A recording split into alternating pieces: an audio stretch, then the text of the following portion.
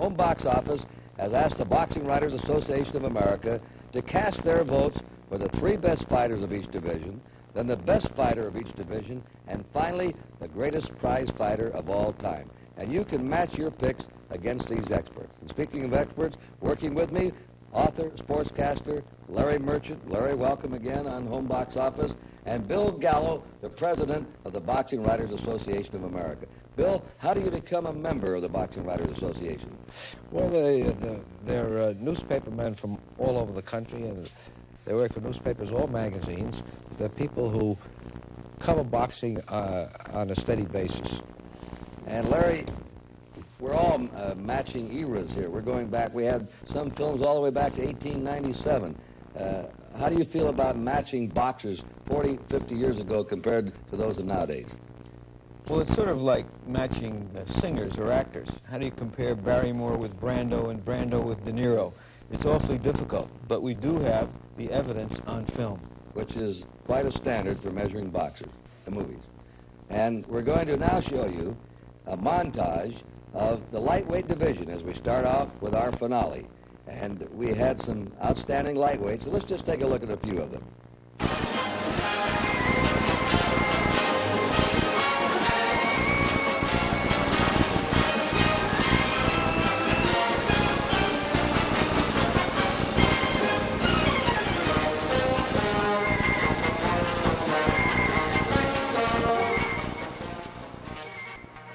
Well, those were some of the best lightweights of all time. Now let's get down to the final 3 best, as voted by the Boxing Writers Association, and the number 3 finisher, Henry Armstrong. Let's take a look at him in action. Henry Armstrong, world's lightweight and welterweight champion, battles Lou Ambers in a 15-rounder for the lightweight title. We're in round 1. Henry Armstrong with a white stripe. By beating Ambers in their first fight, Armstrong became the first man in history to hold 3 titles at one and the same time. He held the featherweight, lightweight, and welterweight crowns. After that battle, Armstrong gave up the featherweight crown, so now he's the welterweight and lightweight champion.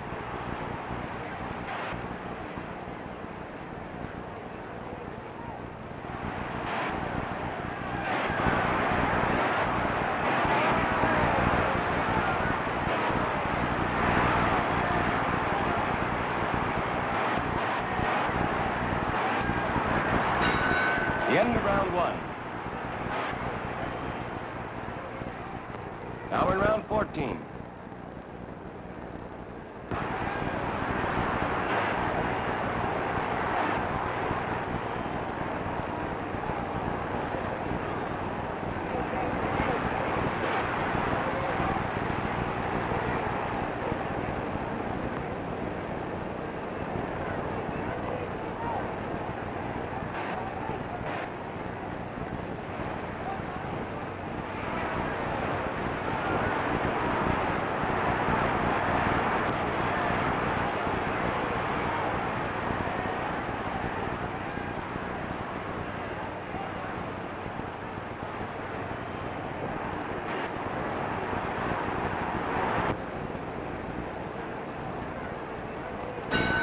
The end of the fight.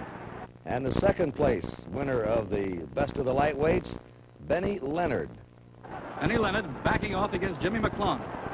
Babyface Jimmy McClellan with tremendous punching power in both hands. Benny Leonard, the boxing master and quite a puncher himself. The referee is Arthur Donovan. Since Leonard's return, he's had 19 bouts. He scored 7 KOs. He drew and won, winning 11. He's far from the old Leonard, though, and tonight is his first great test against an outstanding opponent, Jimmy McClellan. Benny Leonard had made a great deal of money in the ring. McClellan almost goes down with that right cross by Leonard. But McClellan is young and strong, and he battles back now. That sneaky, fast right-hand punch by Benny Leonard.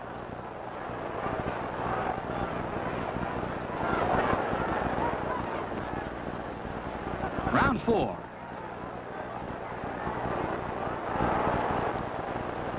Leonard looking to draw the lead from Jimmy McClonan with head feints.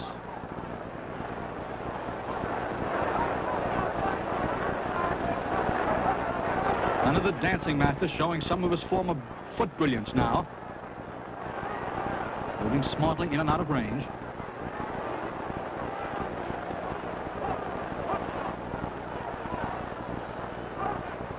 Leonard showing samples of his former brilliance. But McClonan has speed and youth and strength on his side.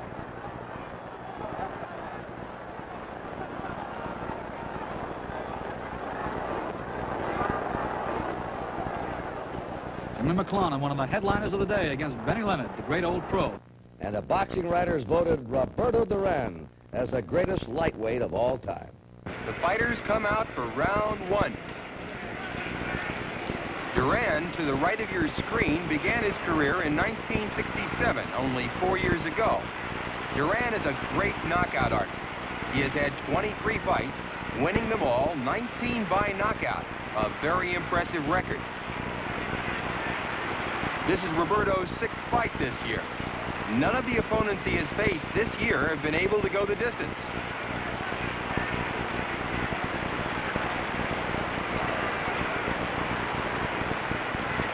Kobayashi, to the right of your screen, is 27 years old, 7 years older than Duran. Kobayashi began his ring career in 1962, 9 years ago.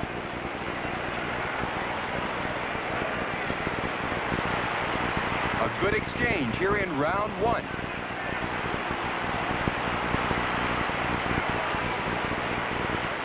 Duran going right after Kobayashi here in round one.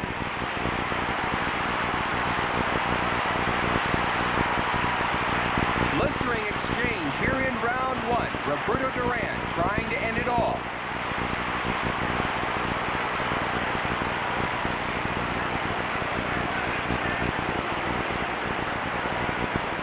Neither fighter trying to feel the other out.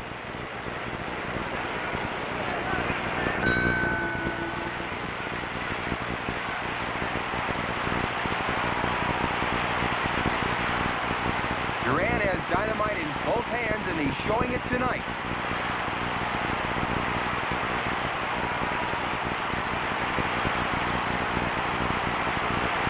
A crushing combination by Roberto Duran, and Kobayashi is down. The referee picks up the count. It doesn't look like Kobayashi is going to be able to make it up.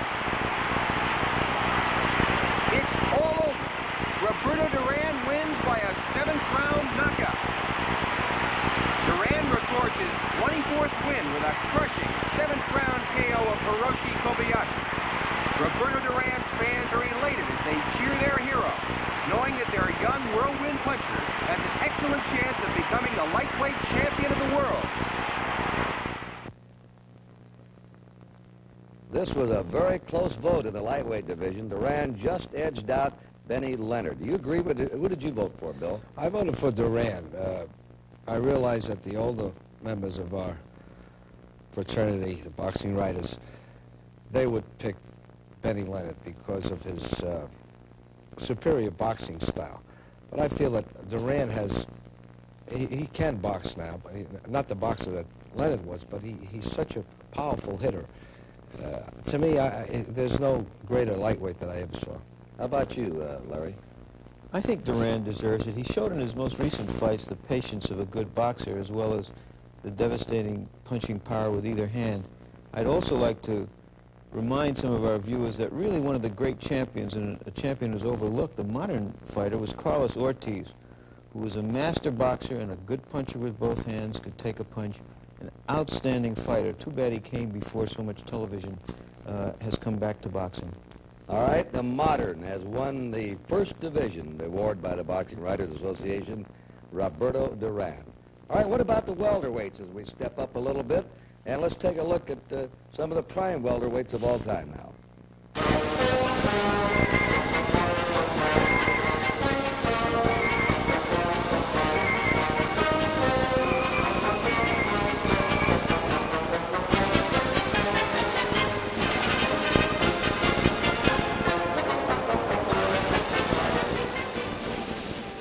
All right, the best three in the welterweight division.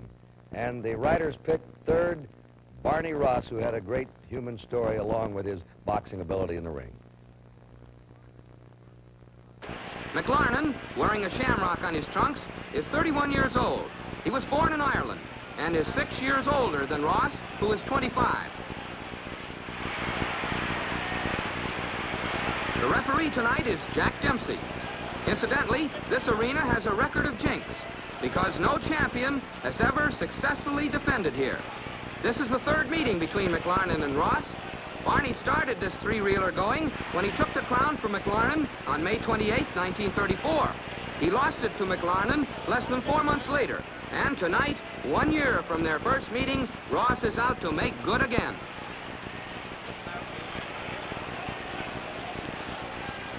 McLarnon on the right is the shorter man, standing 5 foot 5.5, whereas Ross measures 5 feet 7. Ross, working behind his left jab, believes in the rough, tough school of fighting. McLarnon, they say, has the face of a choir boy and the heart of a killer.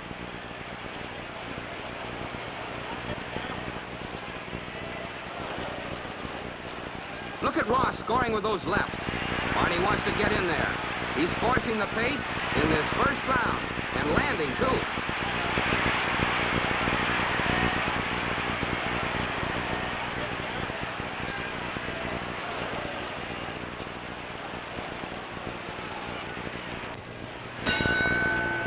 You can see Ross is tired. Watch him lean on McLarnon while tying up the champion.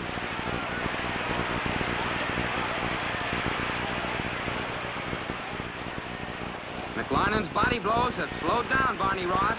And now, in the remaining seconds of this fight, they'll slug it out toe-to-toe, with McLarnon doing the most damage. Watch.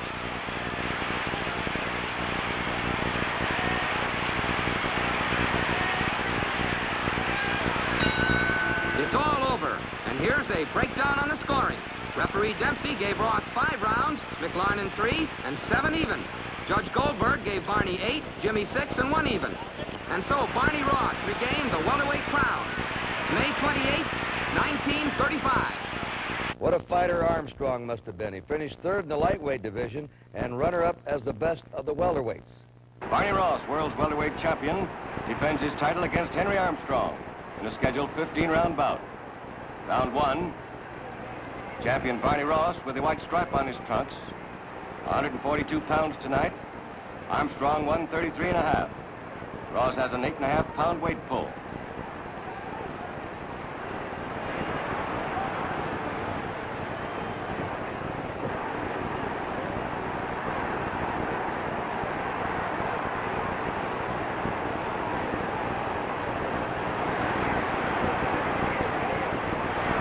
Ross installed the favorite tonight, 2-1.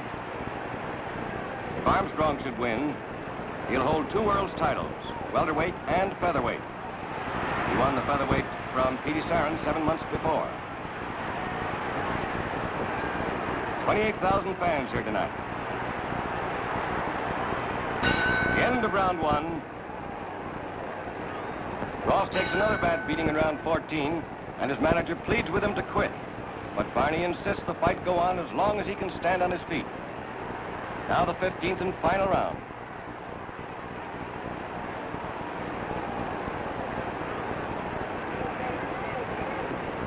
Armstrong practically unmarked after 14 furious rounds. He's just as fast, throwing just as many punches as when the fight started.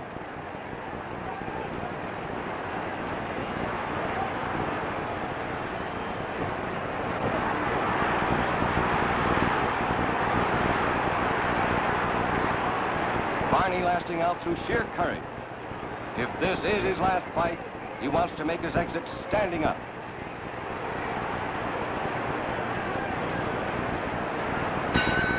End of the fight. And the end of a truly great champion.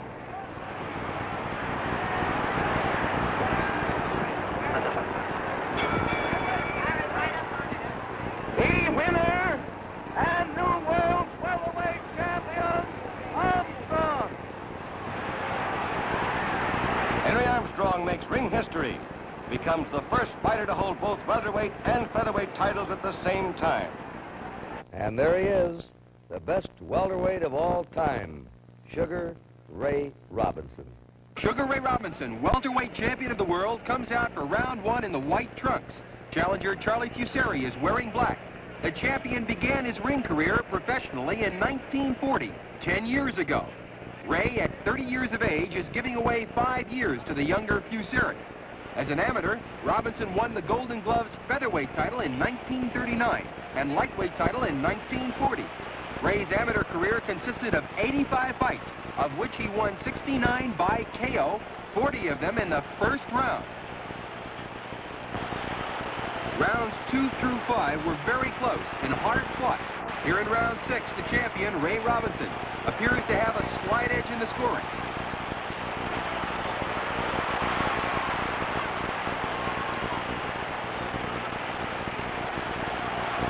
A hard right sends Fusari to the canvas. Cavalier motions Robinson to continue the action. The fighters touch gloves.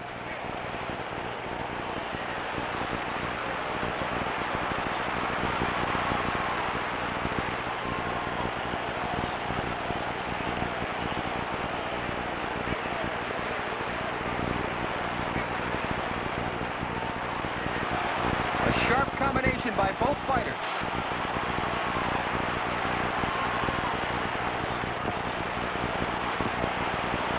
A sensational combination by both fighters.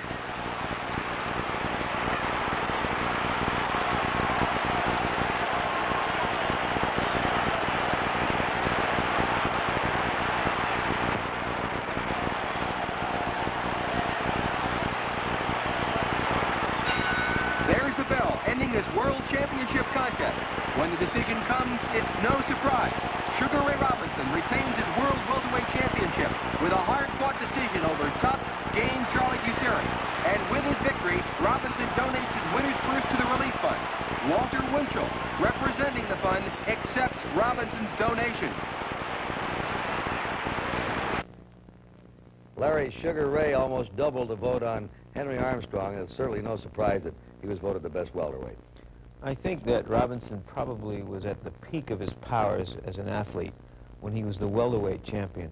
When you think that a man who was beating everybody at 147 pounds could go on and beat everybody at 160 pounds when he became middleweight champion, tells what an extraordinary athlete he was. I know, Bill, you were a great admirer of Sugar Ray Robinson. Yes, and just to go further with that, here's a man who had those 2 titles, and he pretty nearly became the light heavyweight champion of the world. If he wasn't wilted down by the heat that night in the 14th round, he would have taken Joey Maxim's title, and it would have been very interesting to see how he would have progressed as a light heavyweight champion. Let's step up now to a very interesting division, the middleweight division. And let's take a look at some of the top middleweights of all time.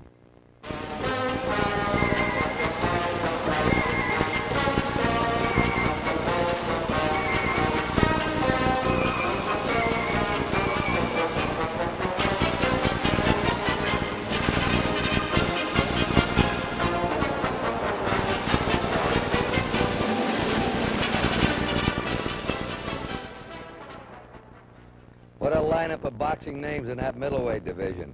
And the man that finished third, colorful nickname, colorful fighter, the toy bulldog, Mickey Walker. Walker, with his back to us, loses no time as he rushes Tommy Milligan with lefts and rights and sends him to the canvas. Milligan is the British Empire middleweight champion, out to capture Mickey Walker's crown as middleweight champion of the world. Milligan's up, and Mickey Walker, the toy bulldog, closes in with lefts and rights. Walker likes to move in close, soften up his man on the inside, then move away and throw barrages. Milligan fires to the head and body. Earlier, he beat Ted Kid Lewis in 20 rounds, a feat achieved by very few men over a period of 25 years. The purse tonight, $100,000, winner take all. Both men working on the inside. 2 good middleweights punching toe-to-toe. Walker to become one of the greatest welterweights and middleweights in the history of the division. A right drops Milligan.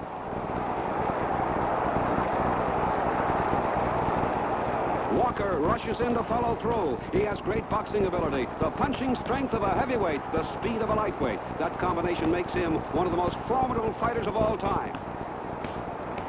Now watch a left-right combination by Walker. Drop Milligan again.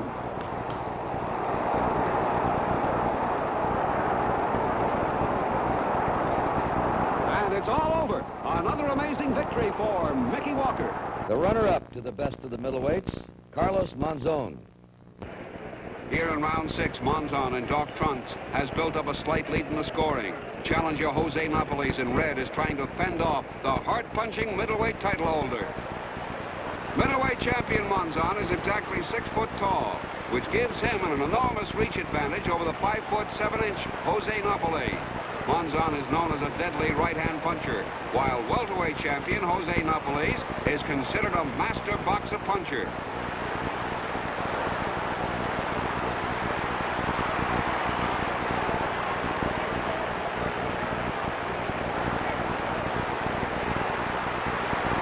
Monzon throwing bombs in there. Napoles is hurt. It's all Monzon here in round 6. Can Napoles last the round out?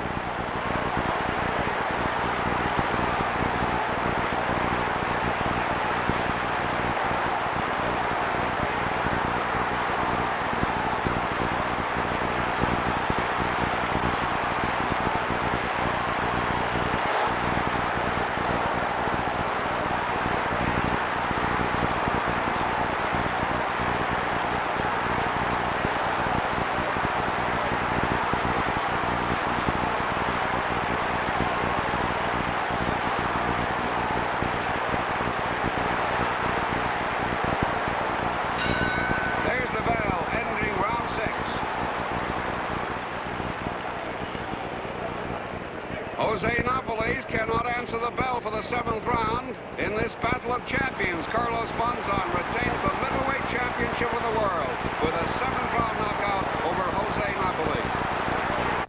And look at those years. The winner going away for the best middleweight of all time, Sugar Ray Robinson.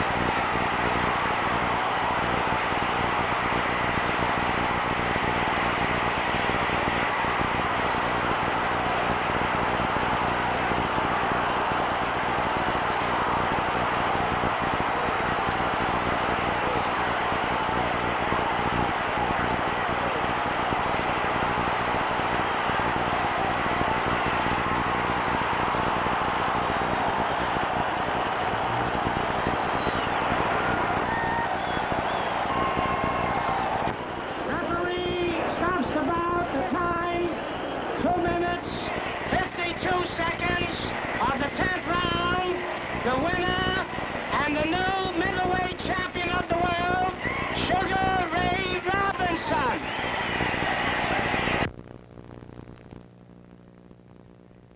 Bill, they say that the cliche pound for pound was invented or named after Sugar Ray Robinson. Is that true? Do you know about that? Yeah, I think it was. I think they started using that cliche when Robinson came around. I think Duran owns that distinction now. Mm-hmm. But when you say pound for pound, immediately you think of Sugar Ray Robinson. Is that right, Larry? Do you remember? I think so. And then, of course, when he was coming up, everybody considered Joe Louis was the greatest name in boxing, the greatest attraction. And you had to give something to Sugar Ray Robinson because he was such a great athlete. But I think in that fight against, the second fight that he fought against Randy Turpin, you saw what all of these champions are made out of, the great spirit that they have, that fieriness when they need it, because he was about to lose for a second time to Turpin with a cut eye, and he came on as few seldom saw him when he just had to go and knock out a fighter, because he was not a man who felt that he had to knock out every fighter. He didn't. He took a knockout if it came. Greatest champ, or the greatest division champ of all time. How do you grade a fighter? Well, of course, there's boxing ability, the ability to take a punch, the ability to throw a punch, to land the punch, his punching power. And this guy had all of that. He had, putting it all together, he was perfection in all those areas. And he's certainly going to figure later on in this show, a strong challenger. We'll see how it comes out in the poll, as the best fighter of all time. He was the closest to the perfect fighter. You think there'll ever be another one like him? Oh, well, there's always somebody else, but I don't see any in the horizon that has all that, except maybe Durant. But Durant doesn't box the way this fellow did. I was a little surprised that Carlos Monzon was rated second. He was an outstanding fighter, at great height, 6 feet tall for a middleweight, could stand outside most middleweights and punch them with his best punch from a distance. But I think there are people who would dispute the fact that he was the second best and better than somebody like Mickey Walker. All right, let's go up in poundage again. And we're now going to move in and take a look at some of the very best men who ever fought in the light heavyweight division.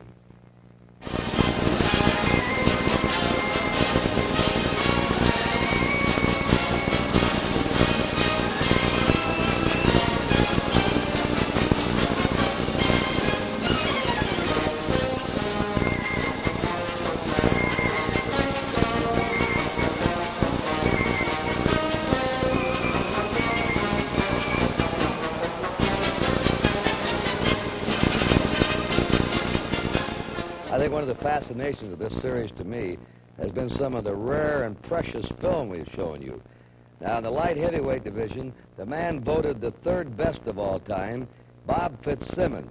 And you're going to see a film of the first championship fight on film ever made in America, 1897, Fitzsimmons against gentleman Jim Corbett. Corbett, with his back to the camera, is still ahead on points, and Fitzsimmons' nose is bleeding badly. But amazingly, the challenger is starting to press the fight.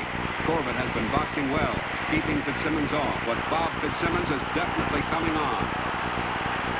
At this point, the all-nitrate film starts to disintegrate, but a somewhat viewable version of the 14th round knockout was assembled from potato chip-like fragments.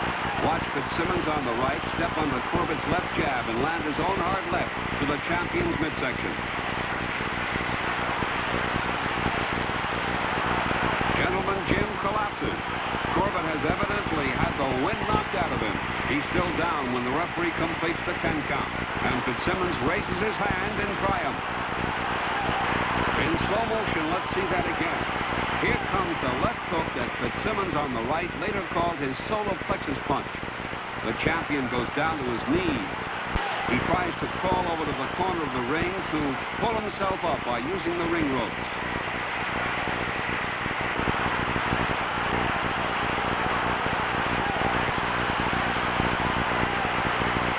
Meanwhile, Fitzsimmons stalks around, keeping a close watch on his progress. The referee and timekeeper, Masterson, seems out of sequence, but it is obvious that Corbett will not beat the count. Gentleman Jim has lost his heavyweight crown.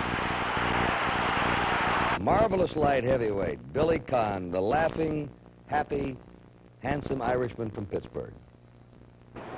Patina with a white stripe on his trunks. He's a southpaw. Emilio the Mighty, they call him.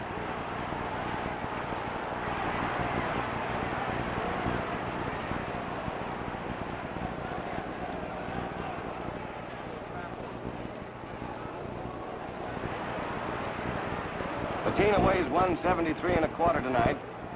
Smiling Billy Conn, the glamour boy of boxing, weighs 170 and a quarter.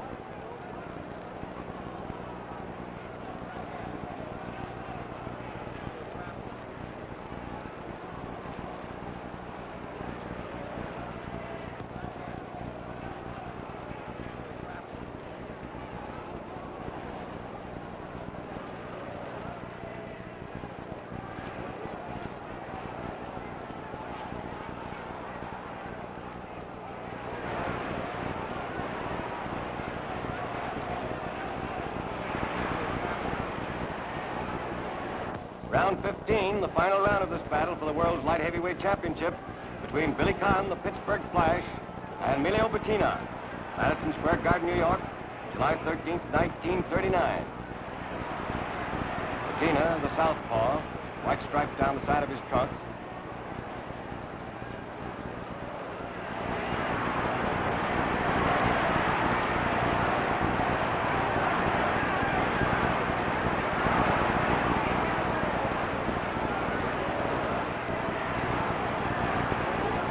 The end of the fight, it's all over.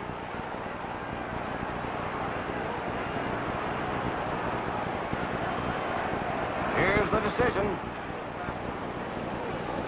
The winner and new world light heavyweight champion, Billy Conn. And the big winner. He had a long reign, and he is voted the best light heavyweight of all time, Archie Moore. Light heavyweight champion Archie Moore runs into a rough Yvonne Dorel. A short right drops Archie early in round one.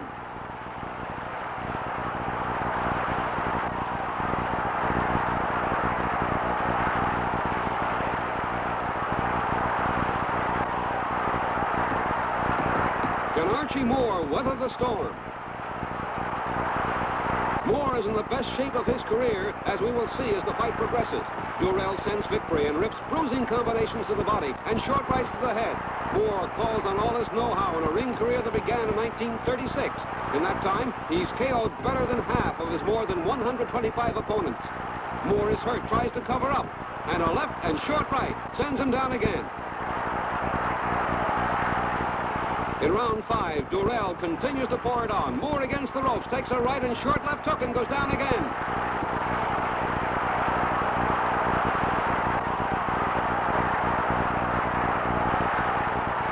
In round 7, Durrell suddenly tires and Moore comes on. It's Moore working quickly with short punches to the body, then switching to the head. Moore knocks Durrell down with a left and right and left. Now Durrell is in trouble. In round 10, the tide has changed. Moore in command. Now it's Moore, the clever boxer puncher. Moore with a short left, right, and left. Again, Durrell is down. The referee picks up the count over a tired game, Durrell. But he's saved by the bell.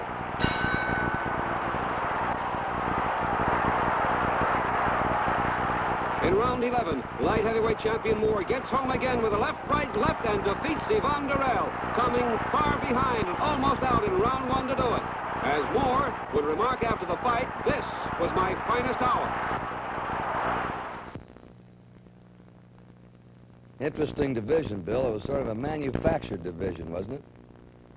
The light heavyweights? Yes. Yeah, because they were the people who just weren't heavy enough. But it's kind of a division where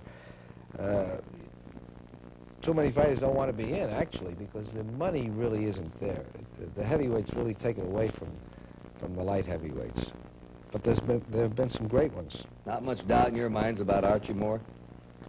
Well, some people could raise doubts. For example, Ezzard Charles, long before he became the heavyweight champion, beat Archie Moore, when few people would fight, much less could beat Moore. But I think Moore will be remembered for being, perhaps before Muhammad Ali, the most colorful verbal fighter of all time. He was a tremendously entertaining character, and he could do everything in the ring also: box, punch with either hand, take a punch, and he was combative, as many people remember his wonderful fight against Rocky Marciano.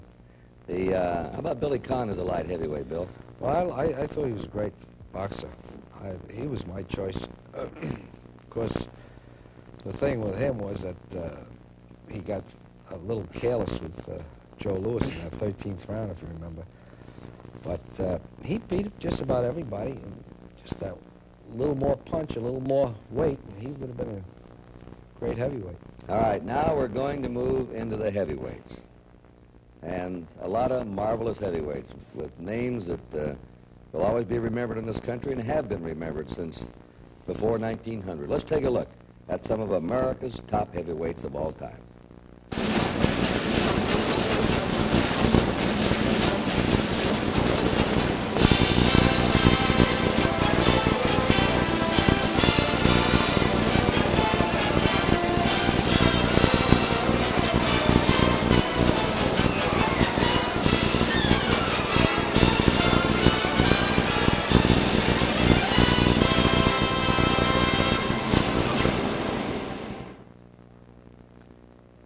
Marvelous sketches done by one of America's best sports artists, the man sitting right across from me, Bill Gallo. Congratulations, Bill. Thank you. All right, we're going to go down the heavyweight division now and move into the final three. This is going to make a lot of boxing fans unhappy. The boxing writers did not pick Jack Dempsey into the final three. He just missed out.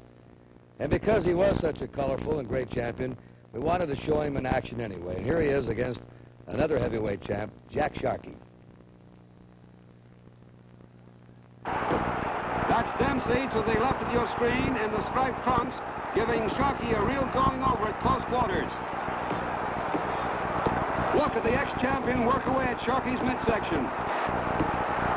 Sharkey turns to the referee to protest, and Dempsey lands a left hook that throws the younger man. Sharkey is writhing on the canvas in obvious pain. The referee continues to shout the count. 8, 9, 10. That's it. Jack Sharkey is assisted to his feet by Dempsey, but let's look at that controversial knockout again in slow motion. Watch Dempsey get in those body blows. Now Sharkey turns to the referee, and Dempsey lands that left. Sharkey tumbles flat on his face. Dempsey stands over the fallen fighter, momentarily confused. Now he goes to a neutral corner. Jack Dempsey scores an official 7th-round knockout over Jack Sharkey. You know, Kurt, I think we ought to pay homage to Jack Dempsey. He was such an enormous mythic figure in this country in the first half of the century, second really only to Babe Ruth. You know, you're right. Of all the things that have happened to me in sports, one of my finest memories is still goes all the way back to when I was a little boy, when Dempsey was on his way to fight Tuning, the famous fight in Chicago, and he came through on the Union Pacific Streamliner in Cheyenne, Wyoming. Cold morning, and we had a half-hour labor, and 1,000 youngsters were there. And he got off the train in his bathrobe, and he went down and shook hands with every one of us. I remember looking up in that face, and I said, "Hi, champ."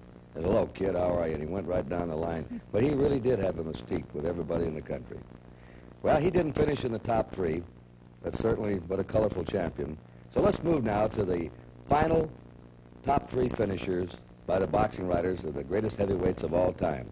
Number 3, retired, undefeated, and there are going to be a lot of unhappy fans about him finishing third. And we're talking about Rocky Marciano. Going into tonight's fight, Rocky Marciano in dark trunks has had 36 professional fights, winning all of them, 31 by knockouts. Blaine has a big win over Jersey Joe Walcott and a knockout win over the hard-punching Bob Satterfield.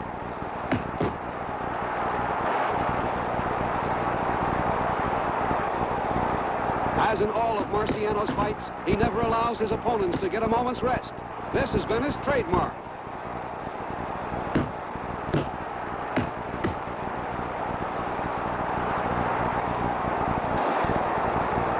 Marciano always on the move, trying for that big payoff punch.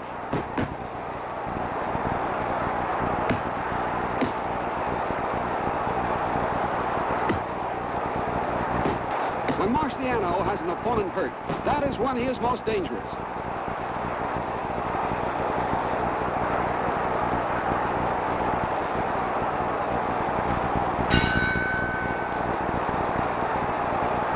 Early in round 6, Marciano hits Lane with a punishing left. That punch really hurt. Lane is tired now, and you'll see how he lowers his guard. A dangerous mistake against Marciano.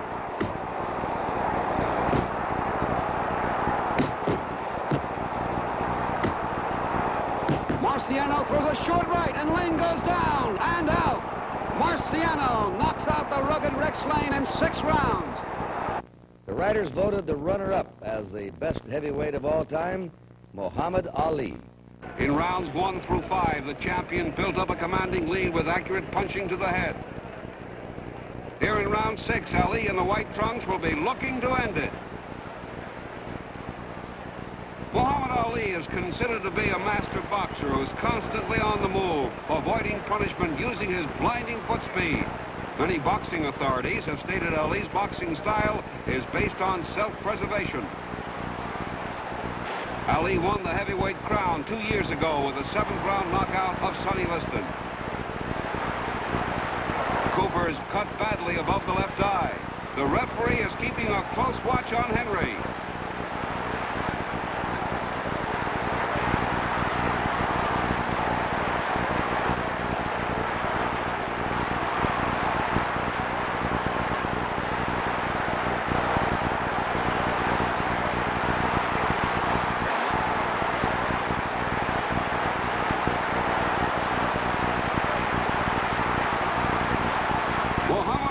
Pursuing Henry Cooper all over the ring.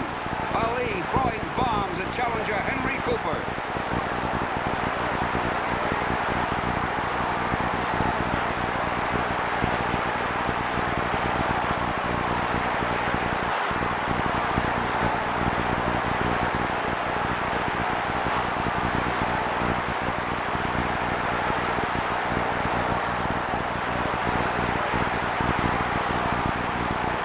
The referee steps in and stops the fight because of that badly cut left eye. Muhammad Ali successfully defends his world heavyweight crown. Here in round 7, Ali's trainer, Drew Bundini Brown, is cheering for the champion to open up. A blistering right-left combination sends the light heavyweight champion to the canvas.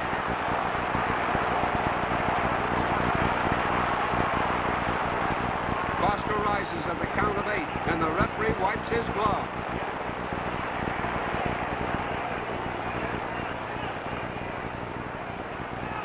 Ali trying to dispose of Bob Foster here in round 7. A lightning quick combination staggers Ali. Another blistering exchange buckles Ali's legs as he feigns being on the verge of going down. An explosive right sends Ali back again.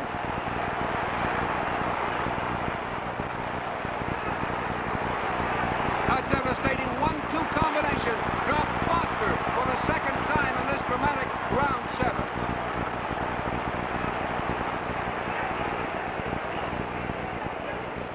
Foster is up at 7 here at the end of the round.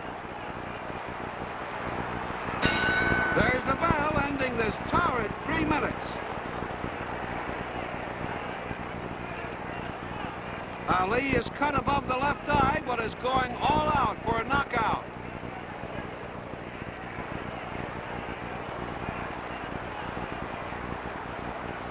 A jolting right hand to the jaw sends Foster down again. The referee sends Ali to a neutral corner and picks up the count, but it's all over. Muhammad Ali knocks out light heavyweight champion Bob Foster and puts himself in line for a shot at the heavyweight crown. So that leaves us no great mystery. The best heavyweight fighter of all time is voted by the boxing writers, Joe Louis. It's February 21st, 1935. Dynamite punching Joe Louis takes on the clever boxing Lee Ramage in Los Angeles. Louis is wearing the dark trunks with white stripes. Lee Ramage in the all-dark trunks.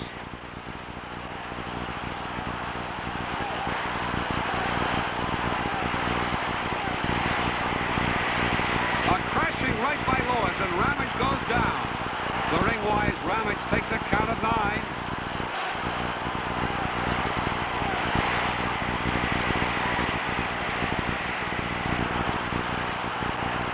Louis moves in, looking for a quick knockout here in round 2. This is the 3rd bout this year for the young Brown Bomber. Joe has won all 14 of his fights since turning professional just 10 months ago. 11 of those 14 wins were clean knockouts. Joe Louis, as you can see, was all business. There was a no-nonsense attitude at all times in the ring. No wasted effort. A tremendous left hook by Louis, and Ramage goes down. Louis, with a barrage of combinations, settles the issue. It's all over. Joe Louis scores a devastating second-round knockout. Joe Louis was the aggressor in rounds 2 through 7 and is ahead on points here in round 8.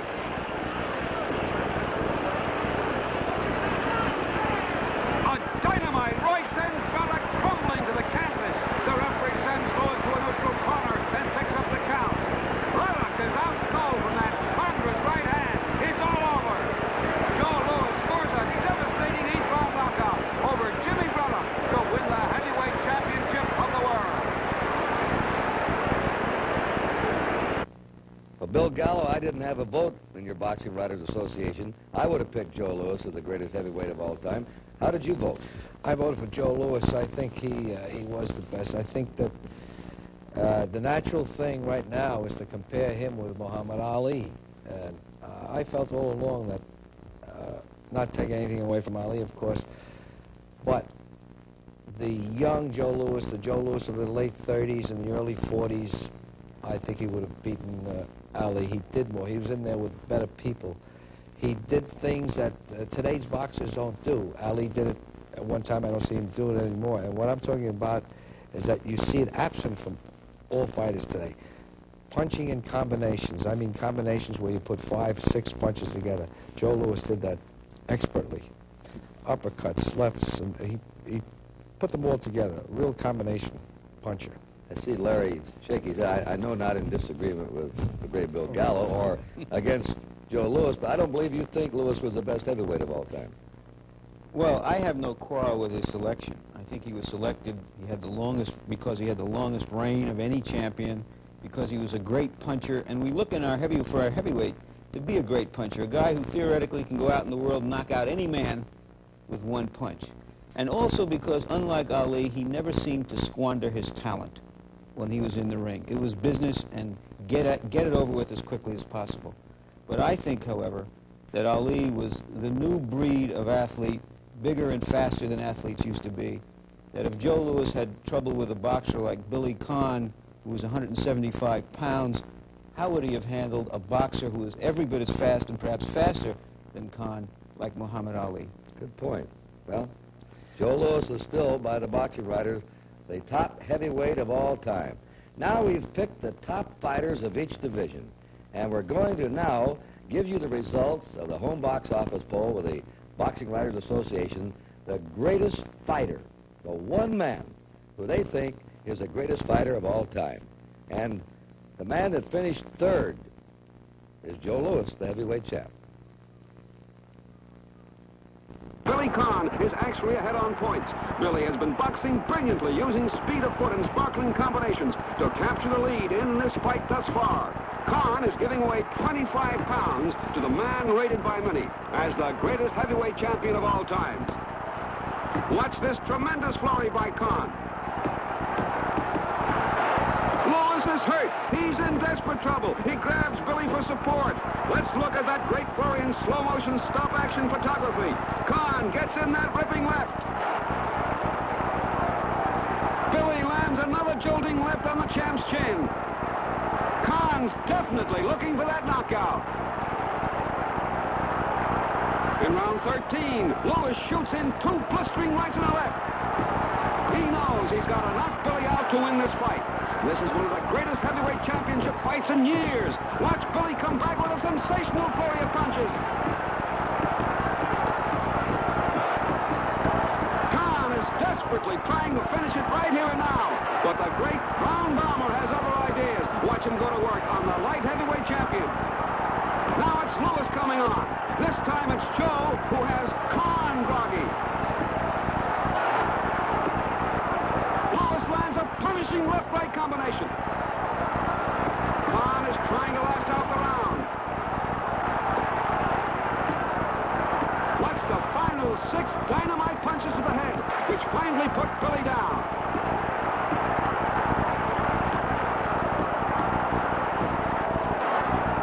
As the referee calls off the count, Billy will vainly attempt to rise before the fatal 10. But didn't quite make it.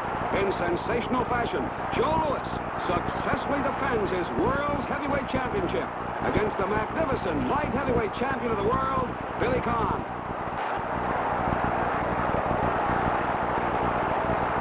For 10 more electrifying years, the Brown Bombers' explosive fists will devastate challengers as quickly as they can climb to the top of the heavyweight ladder. The Brown Bombers' dynamite punches will thrill audiences and scramble all opposition for a record 25 world heavyweight title defenses. Joe Louis becomes a legend in his own time, adored by fight fans throughout the world, respected and feared by all heavyweight challengers, and eventually, after his retirement, revered in boxing's Hall of Fame as the greatest heavyweight champion of all time. There's a strange twist to this boxing writers poll. They voted Ali as the runner-up of the heavyweight division, and yet they pick him over Joe Louis as the second best fighter of all time. We pick up the action in round 5. The champion in white trunks is ahead on points, but Joe in blue is starting to come on strong. Torrid punches to the body and head by former champ Smokin' Joe Frazier. Joe would love to regain the heavyweight crown.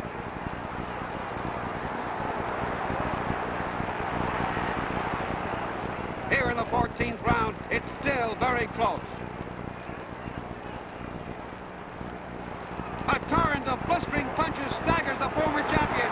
Joe Frazier in trouble here in the 14th round.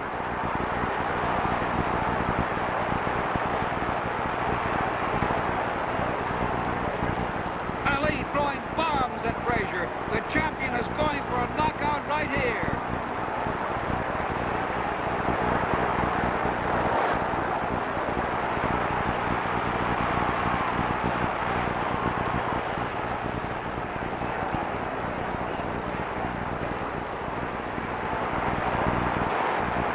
Frazier staggered again. It's unbelievable that Joe Frazier is still standing.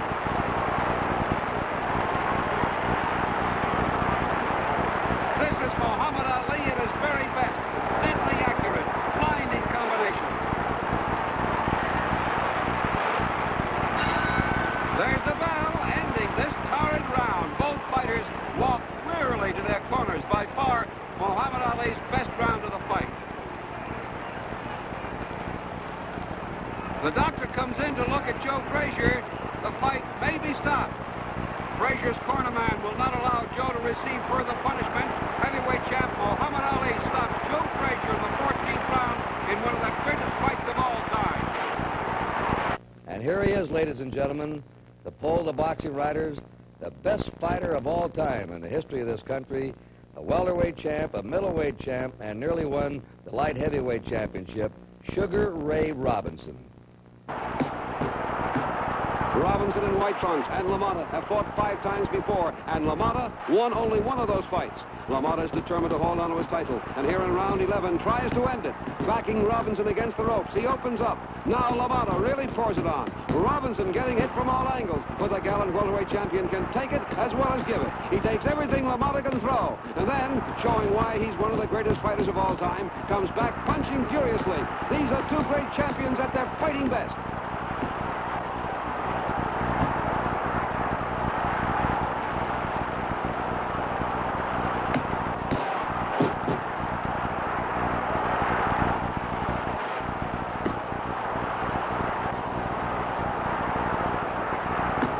We now go to round 13. It's Robinson, after weathering that terrific barrage of punches, coming on to take charge. LaMotta seems to be arm-weary. He's tired, and Robinson, sensing this, opens up. Robinson snaps vicious jabs, follows with solid lefts and rights to the body and head.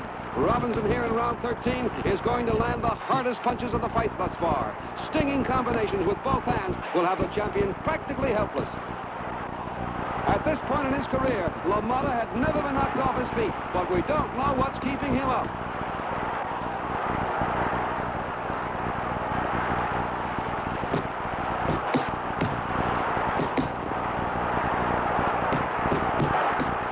The referee wisely finally stops the contest when LaMotta is unable to defend himself.